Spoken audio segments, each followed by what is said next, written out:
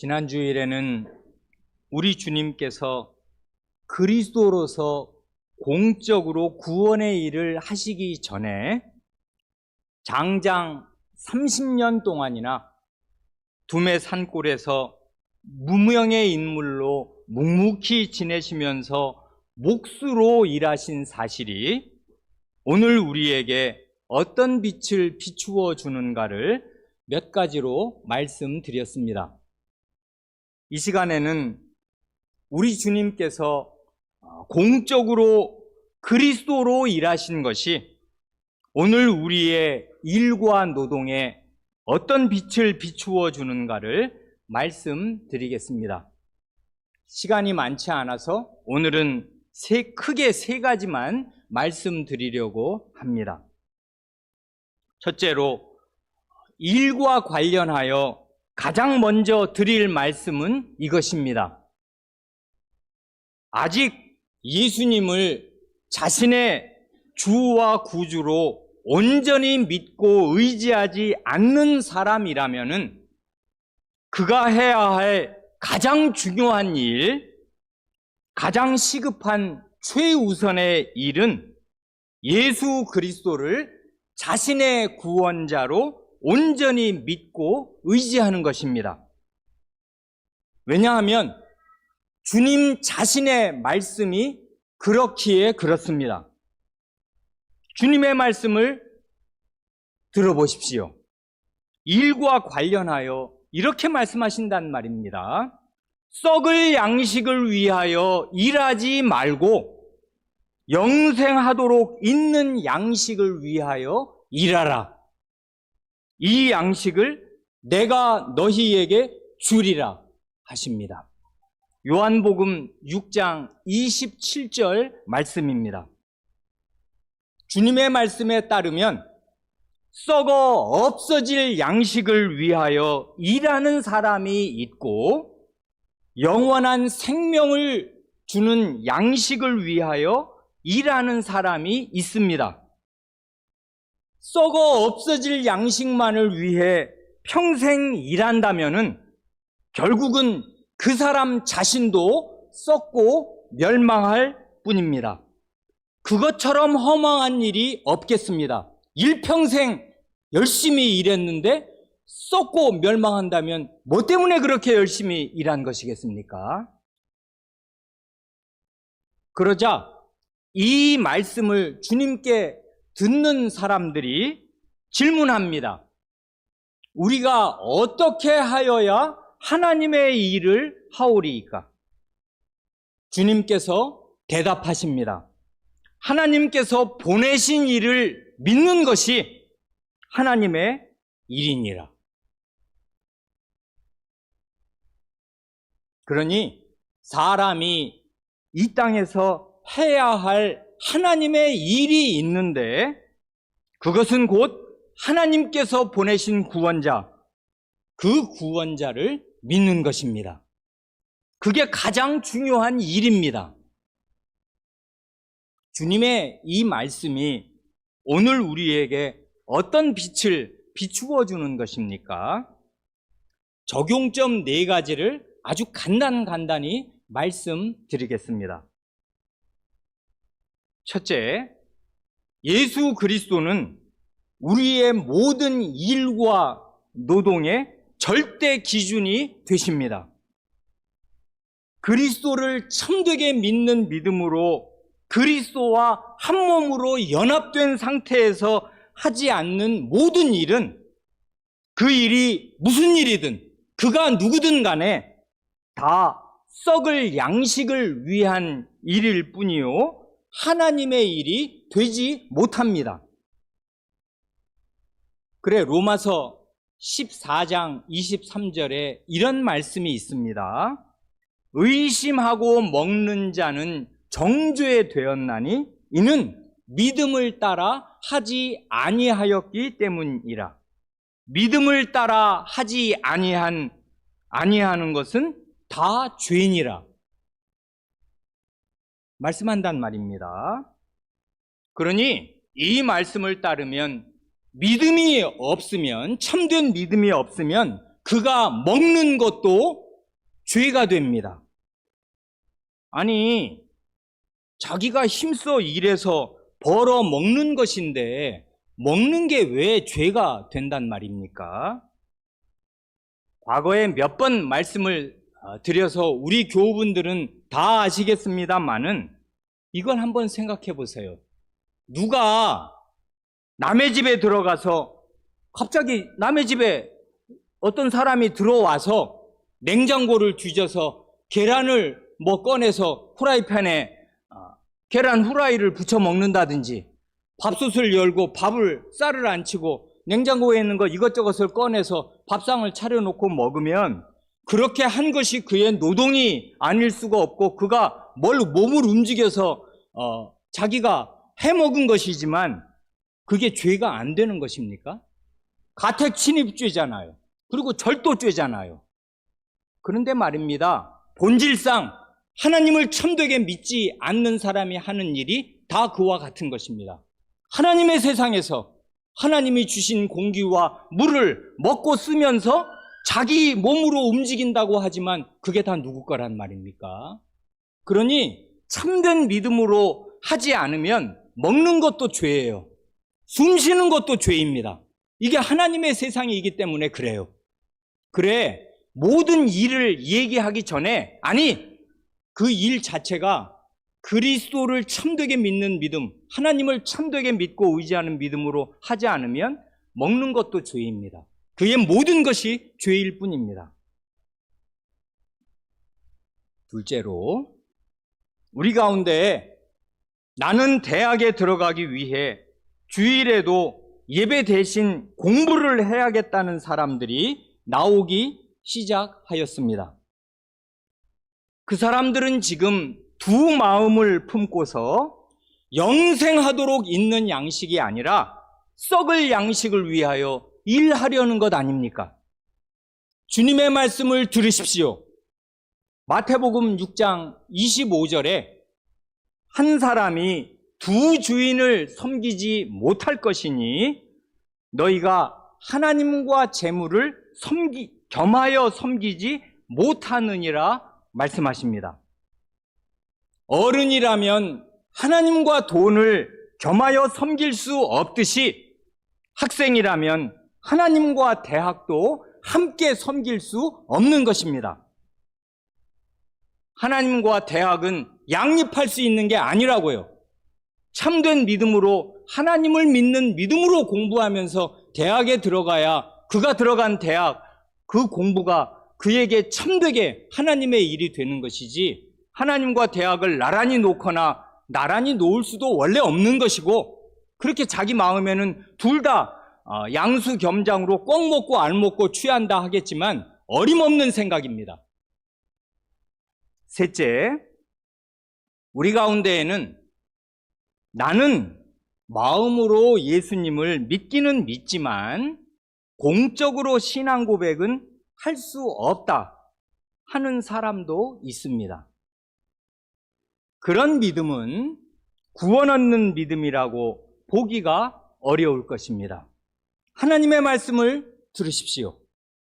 로마서 10장 9절 이하에 이렇게 말씀하십니다. 내가 만일 내 입으로 예수를 주로 시인하며 또 하나님께서 그를 죽은 자 가운데서 살리신 것을 내 마음에 믿으면 구원을 받으리라. 지금 입과 마음을 붙여서 말씀한 거지요. 입으로 예수님을 주로 시인하라. 마음으로 믿으라. 두 가지를 붙여서 말했는데 10절도 똑같습니다.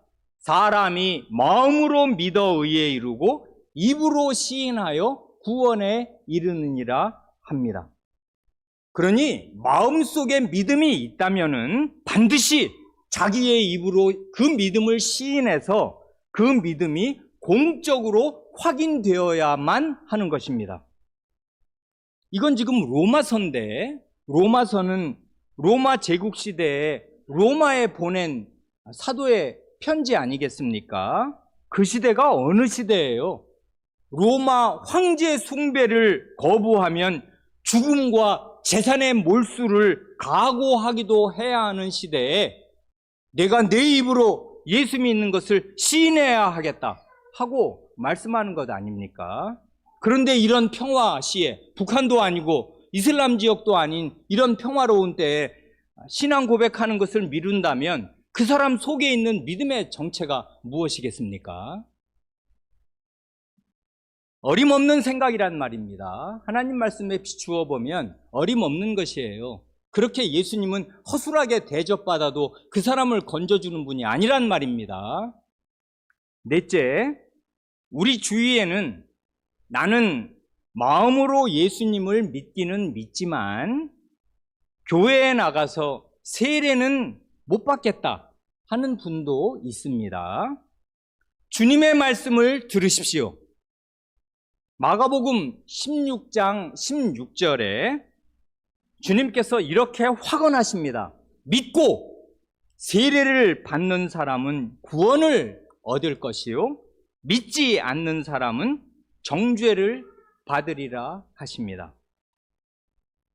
믿는 사람은 반드시 교회에 와서 그 믿음을 밝히고 세례를 받아야 하는 것입니다. 그래서 믿고 세례를 받는 사람은 구원을 얻을 것이요 하시는 것이에요. 그 다음에는 그 다음 말 믿지 않는 사람은 정죄를 받으리라 하실 때 거기에 세례를 붙일 필요가 없었어요. 앞에서 이미 말했기 때문에 믿으면 반드시 세례를 받아야 하는 것이에요. 왜 그러냐 하면 세례는 교회가 정한 것이 아니라 그리스도 자신이, 주님 자신이 제정하신 은혜의 방도이기에 그렇습니다. 주님께서 은혜를 주시려고, 구원의 은혜를 주시려고 친히 정하신 예식인 세례와 성찬을 안 받으면서 주님께로부터 은혜 받기를 바랄 수는 없는 것입니다. 그건 자기가 주님보다 더 지혜롭다고 생각하는 거잖아요. 이렇게 첫째로 사람의 일 중에 가장 시급하고 중요한 일은 예수 그리스도를 참되게 믿고 의지하는 것이다. 이건 결코 허술하게 생각해서는 안 되고 심지어 나는 예수님을 믿었으니까 이런 말씀은, 이런 단계는 이미 뛰어넘었다 생각할 것이 아니에요. 참된 믿음으로 그리스도와 연합되어 일하지 않으면 그가 의심하고 먹는 것도 정죄를 받을 일이다, 그것입니다. 크게 둘째로 우리 주님께서 그리스도로서 하신 모든 일의 성격을 단 한마디로 요약한다면 이건 대단히 무리한 일이겠습니다만은 시간이 없으니까 압축적으로 말씀드릴 수밖에 없기에 이렇게라도 말씀드리는 것입니다. 우리 주님께서 그리스도로서 하신 모든 일의 성격을 그냥 한마디로 말하자면 구속의 일, 곧 대속의 일이겠습니다. 즉 다른 사람의 죄와 고통을 자신의 몸과 영혼에 대신 지신 그 일입니다. 이런 의미에서 그리스도로서의 첫걸음이 다름 아닌 세례와 광야 시험인 것은 아주 의미심장합니다. 그리스도 자기 스스로는 회개해야 할 죄가 전혀 없는 분이 자신을 죄인과 완전히 동일시하시면서 죄인의 자리로 내려가셔서 죄인들이 자기 죄를 회개하면서 받는 그 회개의 세례를 받으신 것입니다. 그리고 세례 받으신 직후에는 자기 백성을 대신하고 대표하여 황량한 광야에서 마귀의 시험을 받으셨습니다. 이 첫걸음이 주님의 공생의 전체를 관통하였고 십자가에서 마지막 날 목숨이 끊어지는 그 마지막 순간까지 내내 견지되었습니다. 곧 주님 자신은 죄가 하나도 없는 분이지만은 자신을 죄인과 동일시하셔서 하나님과 사람에게 정죄받는 죄인으로 죽으셨습니다. 또한 이러한 죽음의 고난, 죽기까지 이르는, 실제로 그의 목숨이 끊어져야 하는 이런 고난이 없이 곧바로 영광으로 들어가라고 유혹하는 것이 곧 사탄의 시험임을 아시고 줄곧 경계하셨습니다. 사탄아, 내 뒤로 물러가라 하시면서 이런 고난 없이 영광으로 들어가도록 유도하는 모든 시도를 단호히 거부하셨습니다. 그리고 그리스도로 일하신 그 3년 반의 그 기간에 그리스도로서 힘겹게 무수한 수고를 하실 때 많은 병자들이 병 낫기를 바라서 주님께로 몰려들었기에 주님은 종종 식사할 겨를도 없을 만큼 바쁘게 많은 일을 하시지 않을 수 없었습니다. 많은 병자들을 고치시고 귀신들을 내쫓으셨는데 그 일들의 성격을 한마디로 말한다면은 그것은 단지 자기 안에 있는 신성의 능력을 손쉽게 발산하신 것이 아닙니다. 그 일의 성격은 귀신 들린 사람들과 병자들의 그 질병과 고통과 피폐함을 모두 자신의 것으로 떠 안으시고서 자신의 몸과 영혼으로 그 고통을 친히 담당하신 것이었습니다. 하나님의 말씀이 그것을 분명히 증언합니다. 마태복음 8장 16절 이하의 말씀이 그거지 않습니까? 저물매 사람들이 귀신 들린 자를 많이 데리고 예수께 오거늘 예수께서 말씀으로 귀신들을 쫓아내시고 병든 자들을 다 고치시니, 그 다음 말씀, 이는 선지자 이사야를 통하여 하신 말씀에 우리의 연약한 것을 친히 담당하시고 병을 짊어지셨도다 함을 이루려 하심이더라 합니다.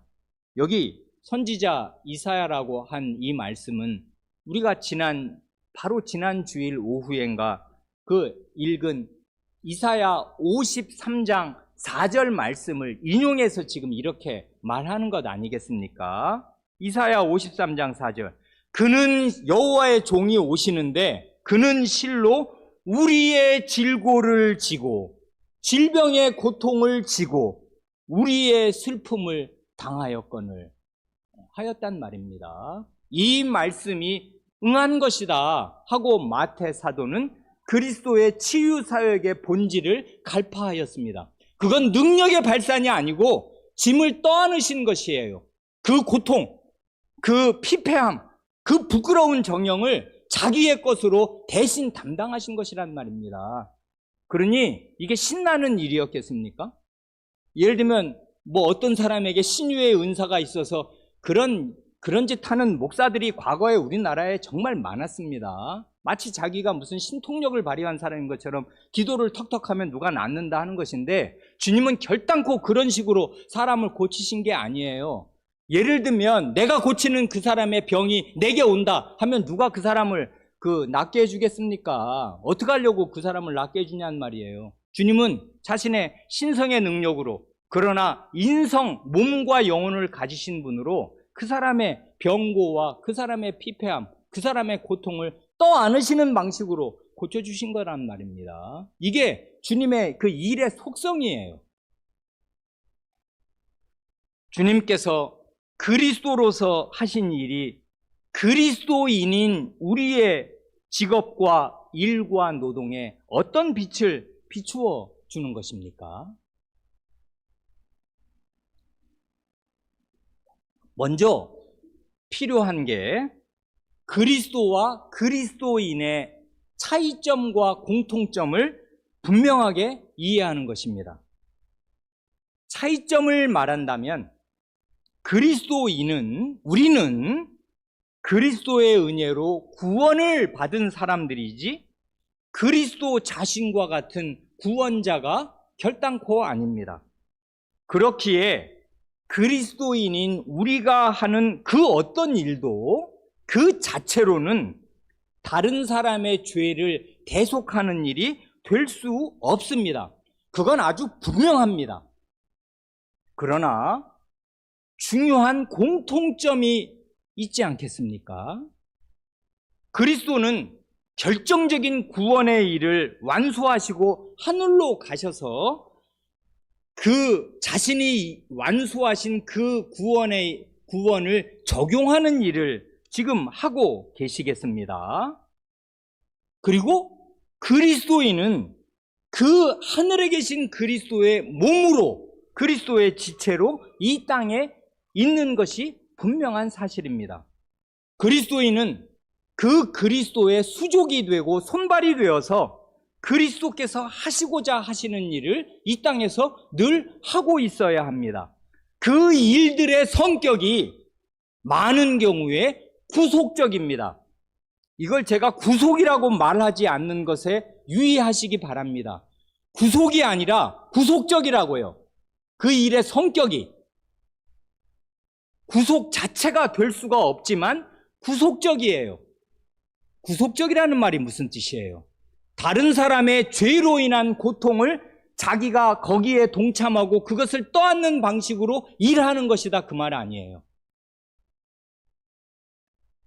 원래 창조 세계라면은, 죄가 하나도 없는 세상이라면은 사람이 하나님의 말씀을 따라 땅을 정복하고 육해공의 모든 생물을 다스리는 일을 하면 되었을 것입니다.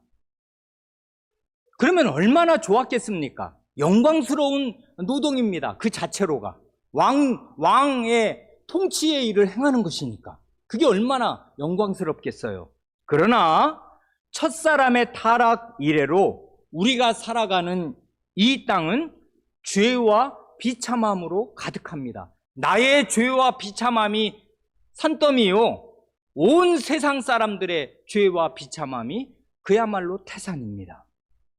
그렇기에 그리스도인의 일과 노동은 크게 볼 때 그 두 가지 성격의 일들이 함께 교직되어 있고 섞여 있게 되는 것입니다. 하나는 이 땅을 경작하고 지키는 그 원래의 일이 있고, 다른 하나는 죄로 인한 상처와 고통을 싸매어주고 치유하면서 피해를 방비하는 일들이 있습니다.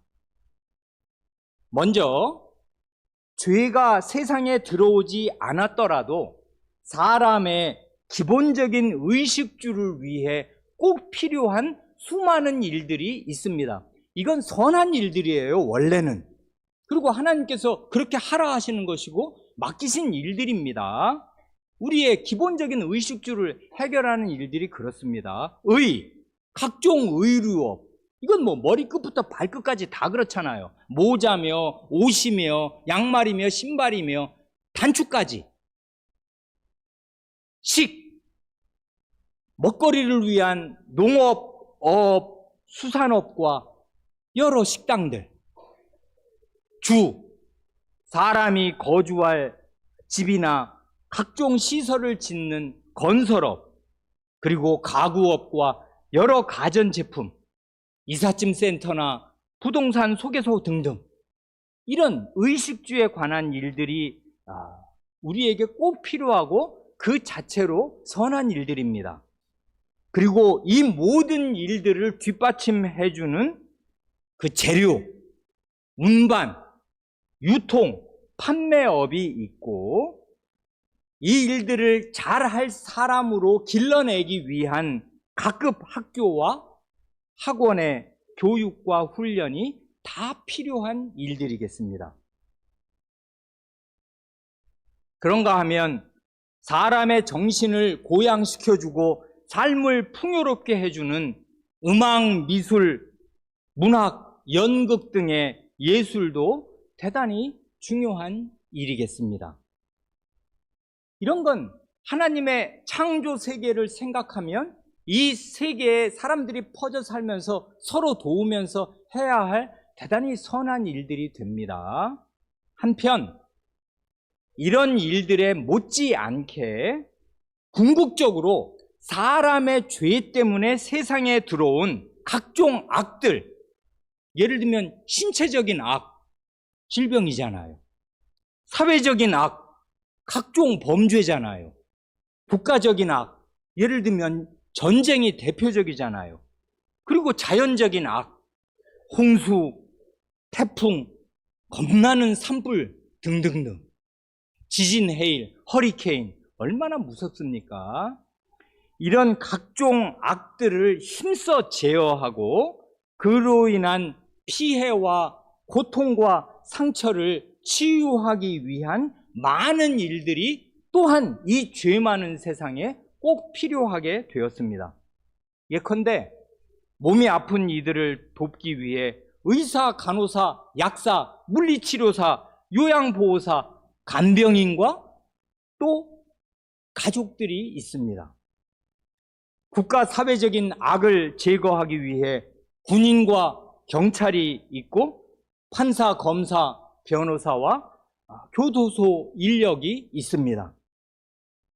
재난을 당한 사람들을 신속히 돕기 위해 119 소방대원이나 적십자사나 여러 기관들이 있습니다. 국경 없는 의사회 같은 그런 헌신 봉사하는 사람들도 있습니다.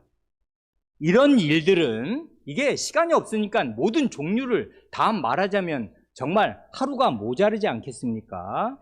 이런 일들은 죄가 세상에 들어오지 않았다면은 원래는 필요 없는 일들이겠습니다. 그리스도께서 다시 오시는 그날에는 이런 일들이나 직업이 다 필요 없게 될 것입니다. 그러니까 이건 영혼의 관점에서 보면 한시적인 일들이에요. 근데 한시적이라고 해서 잠깐 잊고 말 일들이 아니에요.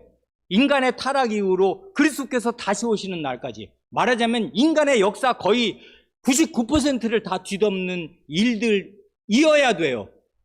굉장히 긴 기간 동안 인류의 역사 기간 내내 인류의 역사 기간 전체가 죄와 타락으로 물들어 있기에 그 죄로 인한 고통과 악을 치유하고 상처를 싸매주는 일이 반드시 필요하게 되는 것입니다. 그러니 그리스도인은 하나님의 첫 창조와 마지막 날에 펼쳐질 새하늘과 새 땅을 동시에 바라보면서, 이게 안식일이 요구하는 관점 아니에요? 안식일을 지키라 하실 때 출애굽기에서는 하나님의 천지를 창조하셨으니까, 그리고 제7일에 쉬셨으니까 너도 쉬어라 하시고, 신명기에서는 하나님이 너를 애굽에서 종된 데서 구원해 내셨으니까 안식일을 지켜라 하고, 이 창조와 구속의 사역을 동시에 안식일을 지킬 근거로 제시하시니까 안식일은 어떤 날이에요? 하나님의 첫 창조와 하나님께서 가져오시는 구원과 이 구원의 완성인 마지막 그날을 동시에 바라보는, 너무나 우리의 시야가 호방해지고 내가 이 땅에서 어디에서 시작해서 어디로 나아가며 뭘 위해서 살아야 하는가를 충분히 생각할 수 있게 해주는 너무나 복된 날이 안식일이지 않습니까? 이렇게 그리스도인은 첫날과 마지막 날을 동시에 조망하는 그런 호방한 마음을, 시야를 견지하고서 이 죄 많은 땅에 각자를 두신 그 자리에서 그리스도의 심정으로 죄악의 상처와 고통을 싸매어주고 치유하는 일을 하는 것입니다. 그래, 믿음이 없는 이 세상 사람은 의대나 치대에 지원하거나 고시 공부를 하더라도 다른 이의 질병과 죄악을 이용해서라도 내가 더 많은 돈을 벌고 출세하는 데 마음을 씁니다. 그 본질을 한번 생각해 보세요. 그게 얼마나 사탄적인 생각인가? 왜 의사가 되려는 것이에요? 다른 사람의 그 처절한 고통을 통해서 돈을 벌고 이 세상에서 편히 살고 싶은 것이에요? 왜 고시 공부를 해서 판검사가 되고 싶은 것이에요? 죄인들을 이리저리 다루면서 내가 판검사 소리를, 영감 소리를 듣고 싶은 것이에요? 그게 얼마나 죄악적인 동기냔 말입니다. 사람은 근데 이래요. 이렇게 해서 열심히 공부를 하니 그가 그 정신이 그렇게 썩어 빠져서 무슨 그런 업에 들어가게 된다 한들 그가 어떻게 바른 정신으로 하나님 앞에서 칭찬받는 너는 착하고 충성된 종이다 하는 인정의 말씀을 들을 수 있겠냐는 말입니다. 그러나 그리스도인은 그 일이 나의 생계의 수단이 될 뿐만 아니라 나는 그 일을 열심히, 그게 무슨 일이든 그 일을 열심히 함으로써 나와 내 가족이 이 세상에서 정당하게 먹고 살 뿐만 아니라 많은 경우에 그 일을 통해서 그리스도의 심정으로 그리스도의 수족이 되어서 다른 사람의 죄의 짐을 나누어 지고 그 고통을 줄여주는 데에 마음을 쓰는 것입니다. 이게 그리스도께서 하신 일 아니에요.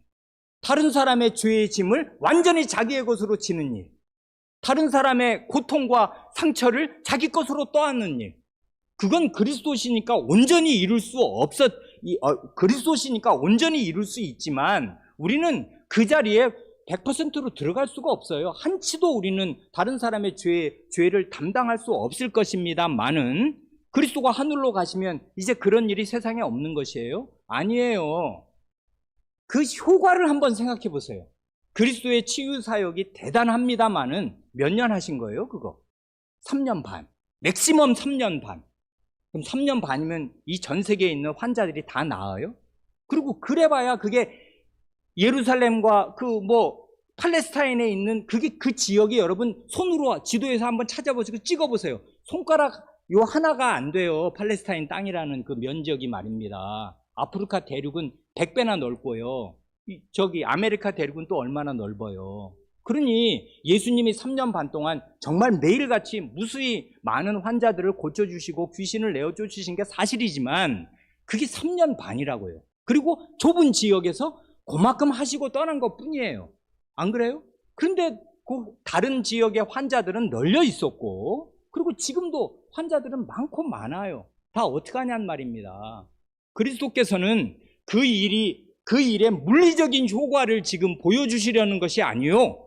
그 깜짝 놀랄 능력을 행사하심으로써 장차 그리스도를 참되게 믿는 사람들이 누리게 될 하나님 나라의 능력과 완전함은 어떤 것인가를 그 샘플을 들어서 보여주신 것 뿐이잖아요. 능력을 보여주시고 증거를 보여주신 것이지 그 물리적인 효과를 다 기대하기만 한다면 역사를 놓고 보면 별게 아니에요. 그게 전 세계 의사들이 고친 환자가 주님께서 고쳐주신 환자보다 100배, 1000배, 10,000배 많을 것입니다. 안 그래요?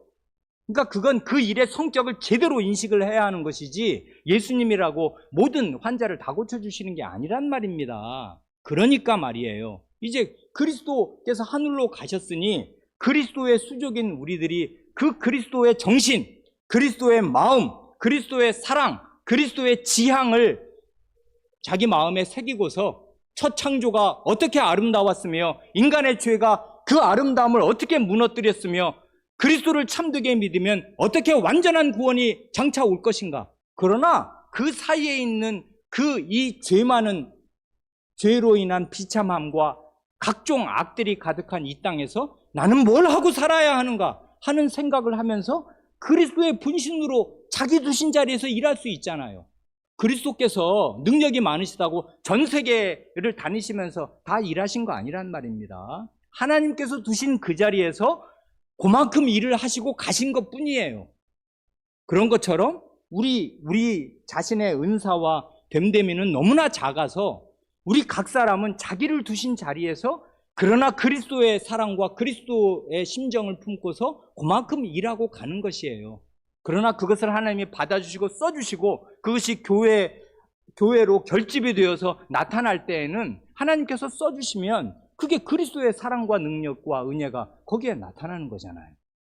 이런 게 우리가 이 세상에서 하는 구속적인 일입니다. 우리는 결코 구속의 일을 할 수 없어요. 그러나 그리스도의 분신들이니까 구속적인 일을 해야 할 것 아닙니까? 원래 창조에 속한 일들, 타락이 없었어도 해야 할 그 일들을 어느 사람은 농업에 종사해서 그 일을 열심히 하는 것이고 또 어떤 사람은 많은 경우에 나중에는 없어질 그러나 이 역사 시기가 계속되는 동안에는 그리스도께서 이 땅에서 하셨던 그런 일들을 그리스도와 같은 심정으로 하는 것이란 말입니다. 이런 사람은 고시 공부를 해도 동기가 다르고 의대 치대를 가도 동기가 달라요. 이 세상 사람과 완전히 다른 정신으로, 그리스도의 정신으로 일한단 말입니다. 그런 사람이 나와야 해요, 교회에서. 크게 셋째로, 본래 하나님의 형상으로서의 노동의 의미는, 이건 대단히 영광스러운 거잖아요. 창조주 하나님을 대표해서 온 땅과 육해공의 모든 생물을 다스리는 영광스럽고 존귀한 일입니다. 그건 왕자의 일이고 공주의 일이고 사실상 왕의 일이에요. 다스리는 통치의 일이니까 말입니다. 원래는 인간의 노동이 지극히 영광스러운 것이에요. 그게 하나님의 형상됨의 아주 중요한 한 부분이거든요. 일한다는 거, 영광스러운 통치 일을 한다는 거. 그러나 말입니다. 사람의 죄와 타락 이후로는 천지 만물이 사람에게 순순히 다스림을 받고 복종하는 게 아닙니다. 따라서 사람의 죄 문제가 완전히 해결되는 그날까지는 하나님의 형상답게 사람이 영광스럽게 일하는 데에서 많은 제약과 장애가 따를 수밖에 없는 것입니다. 이게 필연이에요. 그래 인류의 장구한 역사 기간은 일과 노동의 관점으로 볼 때에도 고난을 통해 순종을 배우는 기간일 수밖에 없는 것입니다. 다시 말씀드립니다. 인류 역사의 장구한 기간은 일과 노동의 관점으로 볼 때에도 고난을 통해 순종을 배우는 기간이에요. 이 사실을 충분히 고려하지 못한 모든 낙관론과 비관론은 다 피상적인 것입니다. 교회사를 시간이 없어서 말씀드리지 못하지만 교회사를 보면 낙관주의의 시대, 막 광명이 발달하던 시대에는 뭐 문화명령이다 어쩐다 하면서 일반 은총이다 어쩐다 하면서 이런 낙관론이 지배하였고, 전쟁을 겪고 난 시대에는 이게 다 뭔 소용이냐 하면서 비관론이 지배하였습니다. 이런 낙관론과 비관론은 성경 말씀의 극히 일부를 전부로 여기는 오류입니다. 하나님 말씀을 전체로 균형 있게 바르게 읽지 않은 증거라고요. 오늘 본문으로 읽은 히브리서 2장을 보면 히브리서의 저자는 시편 8편을 읽으면서 이 사실을 아주 깊이 있게 이해하고 있습니다. 우리가 시편 8편을 모르는 것도 아니지 않습니까? 시편 8편을 보면 말입니다. 어떻게 보면 낙관적이고 목가적인 것처럼 보여요. 다 그렇지 않지만 자세히 보면 거기에 하나님의 원수들이 벌써 2절인가에 나와서 이게 죄악의 세상에서 이 말을 하는 것이다 하는 게 드러나 있지만, 전체로 그걸 쓱 읽으면, 그런데 잘 주의하지 못하면 하나님께서 사람에게 영화와 존귀로 관을 씌우셔서, 이건 뭐 영광과 존귀의 왕관을 써 사람이. 그래서 주의 손으로 만드신 것을 다스리게 하시고 만물을 그 발 아래, 사람의 발 아래 두셨다 합니다. 그러니까 진짜 영광과 존귀의 왕관을 쓰고서 만물을 자기 발 아래 놓고 다스리는 게 사람이다, 이렇게 노래를 해요. 영광스럽죠. 그러나 우리 실제의 노동 현실은 전혀 그렇지 못한 것을 우리가 매일 경험합니다. 영화와 존귀는커녕 고통과 신음으로 가득합니다. 안 그래요? 눈물과 땀이잖아요. 그런데 말입니다. 놀라운 사실은 심지어 그리스도 자신에게도 그렇더라, 그것이에요. 그래 여기 히브리서 2장 8절 말씀이 그것 아닙니까?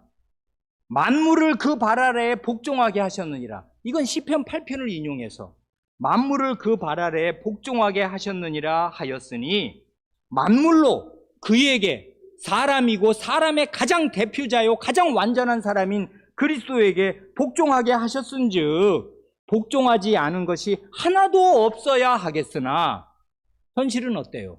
지금 우리가 만물이 아직 그에게 복종하고 있는 것을 보지 못하고, 이게 현실이란 말입니다. 그리스도에게도 있는 현실이 이거예요.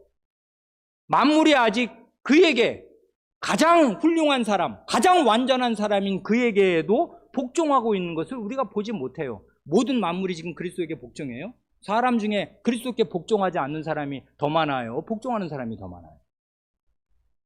물론 지금 예수 그리스도께서는 영광과 존귀로 관을 쓰고 계십니다. 왕관을 쓰고 하나님 보좌 우편에 앉아 계셔요. 그런데 어떻게 그 영광의 보좌에 앉게 되셨는가 하면 죽음의 고난을 통과하심으로써입니다. 그래 2장 10절 말씀에 구원의 창시자를 고난을 통하여 온전하게 하심이 합당하도다 합니다. 그리고 우리가 마저 읽은 5장 히브리서 5장 8절에서도 그가 아들이시면서도 받으신 고난으로 순종함을 배워서 온전하게 되셨은즉 자기에게 순종하는 모든 자에게 영원한 구원의 근원이 되시고 합니다. 뭘 말하는 것이에요? 그리스도께서 영화와 존귀로 관을 쓰셔서 지금 과연 시편 8편에서 노래한 그 완전한 인간의 영광을 구현하는 자리에 들어가셨는데, 그렇게 가시기 전에 그리스도의 이 땅에서의 전생에는 죽음의 고난이었습니다. 죽음의 고난을 통하여 영화와 존귀의 관을 쓰지 않으실 수 없었어요. 아들이시라도 그랬습니다. 고난을 통하여 순종함을 배워서 온전하게 되셔야 하였습니다. 그리고 그 다음 말이 정말 멋집니다. 자기를 순종하는 모든 자에게 영원한 구원의 근원이 되십니다. 이 그리스도께 순종하는, 자기가 고난을 통해서 순종을 배웠듯이 이제는 이 그리스도, 이 고난과 영광의 그리스도께 순종을 바치는 사람들에게 영원한 구원의 근원이 되십니다. 그러니 직업 현장에서 혹은 가사와 육아의 일로 날마다 힘들게 고투하시는 성도 여러분, 여러분보다 앞서 우리 주님 그리스도께서 고난의 길을 걸으신 사실을 기억하시기 바랍니다. 고난 속에서 예수 그리스도께 순종하는 법을 배우시기 바랍니다. 받은 고난으로 순종을 배운 성도마다 장차 영화와 존귀의 관을 쓰고 만물을 다스리는 그 영광스러운 그리스도의 통치에 동참하게 될 것입니다. 아멘. 기도하겠습니다.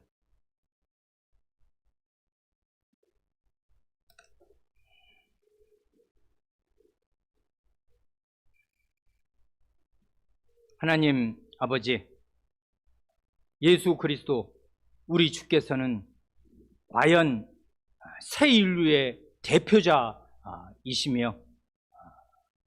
하나님께서 원래 사람을 지으신 목적대로 사람이 산다는 것이 무엇이고 사람답게 산다는 것이 무엇인지를 자신의 걸음으로, 자신의 몸과 영혼으로 다 밝히 입증하시고 보여주신 저희의 모범이요, 저희의 구주요, 저희의 주인이신 사실을 이제도 고백합니다.